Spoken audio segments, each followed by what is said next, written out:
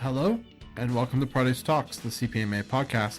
I am your host and CPMA Education Manager, Jason Gorley.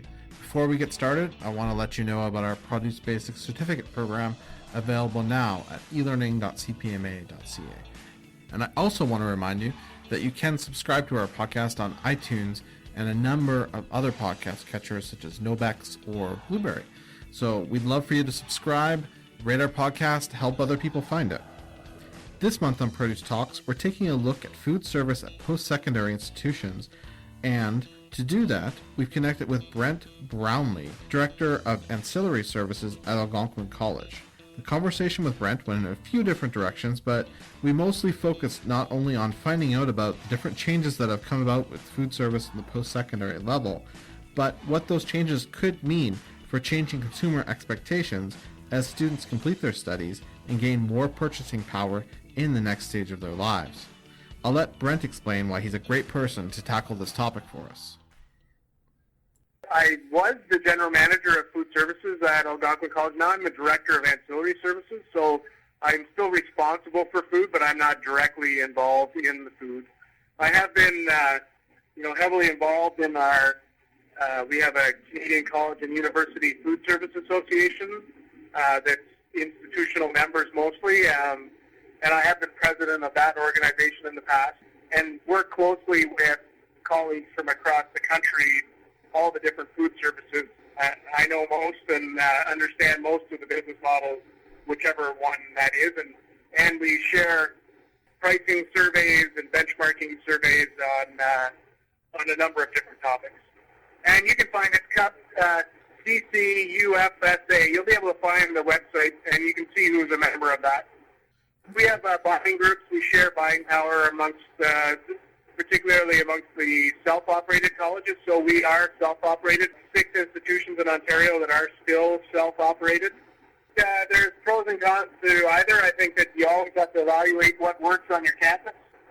In Ontario, there are 24 colleges, and we all participate in what's called the KPIs, key performance indicators across the province.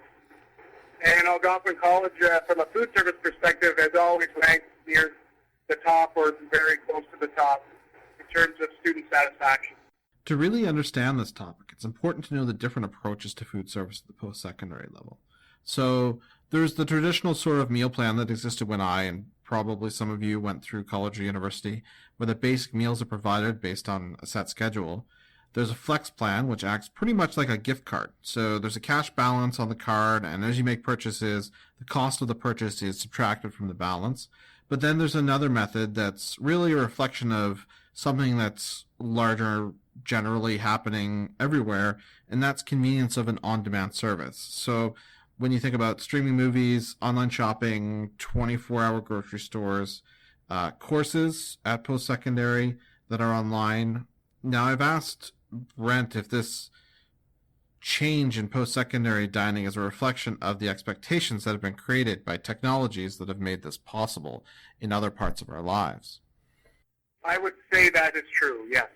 So that's definitely a big determining trend, and it can be a strain for institutions to carry those kind of hours so that these all-you-care-to-eat plans have enough dollars built into them that an institution can afford to stay open 24 hours. So it's an upfront commitment on the student, but there's a guaranteed flexibility on the other end. And that is a challenge as an operator because it tends to be that it's not your busy times where you have quality problems, it's your slow times. So depending on staffing levels and getting it right because it has to be a win-win for both parties.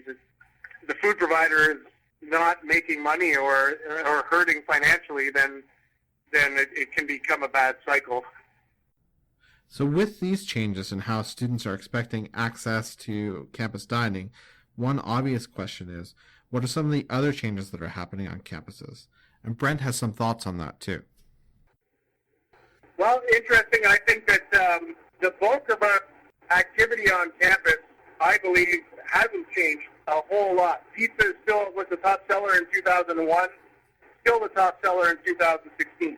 But what I would say, though, is that the categories have expanded and there's significant niche areas. So we've got, more international cuisine, absolutely. I don't think that's being driven by international students. International students tend to come to North America wanting a North America experience. They don't necessarily want North American cooking. And so I think today's student is much more adventurous than maybe the previous generation of students. So it's not necessarily mom's home cooking they're looking for anymore. Well, I think they are at times. They want options. I think that's the point, is that you have to be trying to keep it fresh. They want to have healthy choices, but they're not always going to choose the healthy choice. So you need to have that variety. Some days they're going to eat poutine, and some days they're going to eat salad, and everything in between. So I think it's a different model than when I first started. I think we just added just a significant amount of choice. After the break, we find out why there's more choice and how Brent sees this affecting the future of the produce industry.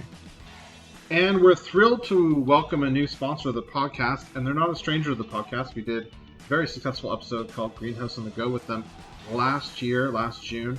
Nature Fresh Farms has come on board, and I have Ray from Nature Fresh on the line. Ray, how are you doing?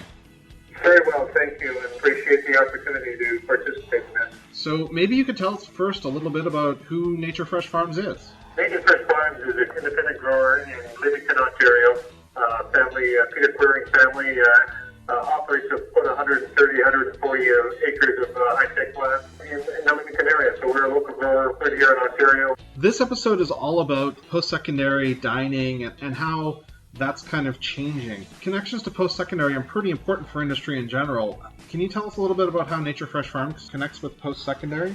Well, education is a big component of our marketing program for the last year and a half now. We've got a Greenhouse Education Center that we've reached out to the post-secondary market, colleges in Southern Ontario and areas in the Eastern United States, to facilitate staffing in the greenhouse unit. If people want to know more about what's happening in our farming practices nowadays, we also want to encourage more people to get involved in the agricultural industry.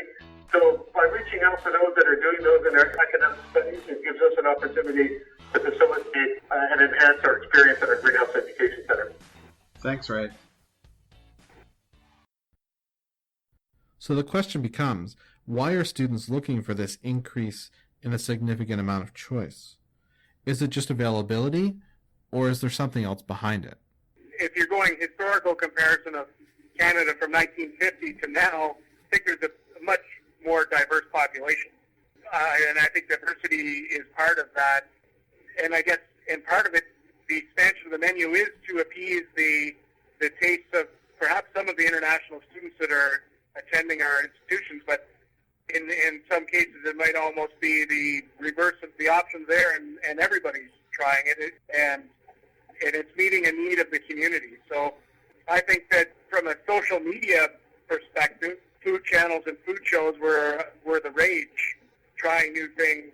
I don't know if it's still at that level or if we've hit a plateau. It doesn't seem to be as the rock star chef image seems to have died down a little bit, but certainly things about food were high profile and people were sharing what they liked on social media. And that's still happening, of course. I think the bar has been raised. What was considered acceptable 20 years ago would not be what your campus dining could put out and expect people to eat every day. Are there social drivers at all in play? I think it depends on your campus environment. In our particular campus, we have a lot of two-year programs, and I think it's a slightly different demographic than at the universities. But that's not to say there aren't social drivers on all of those pieces. I think that from a best practice perspective, it would be, just in terms of good business practice, it would be foolish to not be aware of reusable containers or biodegradable containers, buying practices to reduce waste, how to compost, and so all of those things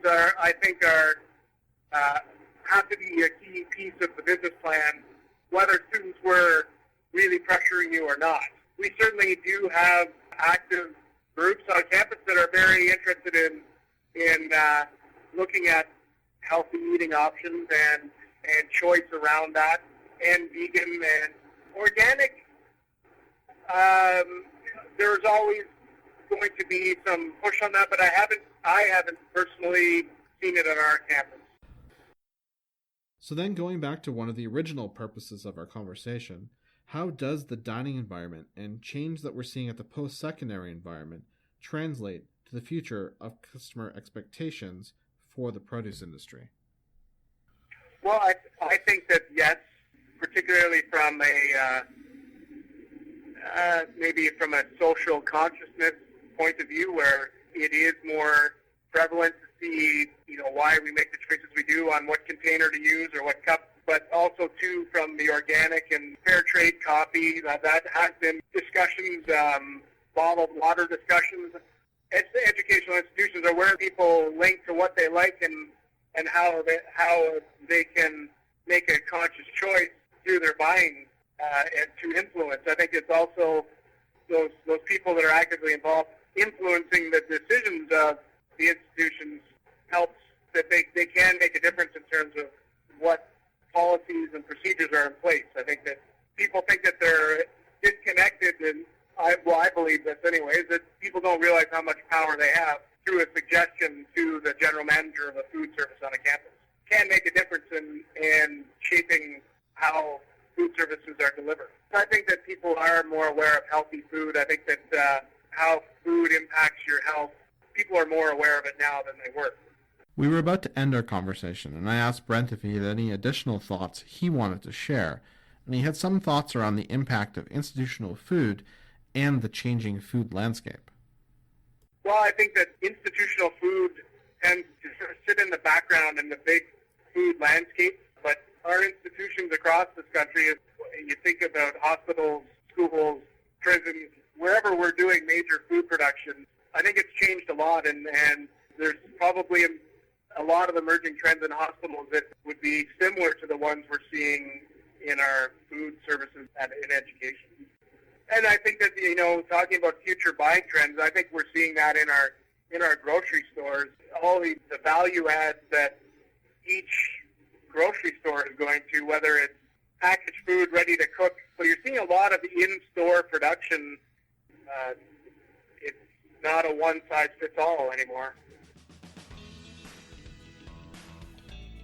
And that's all that we have for you this month on Produce Talks. I would like to thank Brent for joining us and providing his opinions and expertise. And I'd also like to thank you for listening. As always, you can email us at podcast@cpma.ca. That's podcast@cpma.ca. We'd love to hear from you. Maybe you have a topic to suggest, or maybe you just want to give us some feedback on the show. Today's music was from bensound.com. That's bensound.com. And the track was Clap and Yell. We hope to see you at our convention in Calgary in April. If you're not already registered, I encourage you to do so. It's going to be a great convention, and I hope to see everyone around the trade show floor. Until next time, make a healthy choice. Fill half your plate with fruits and veggies.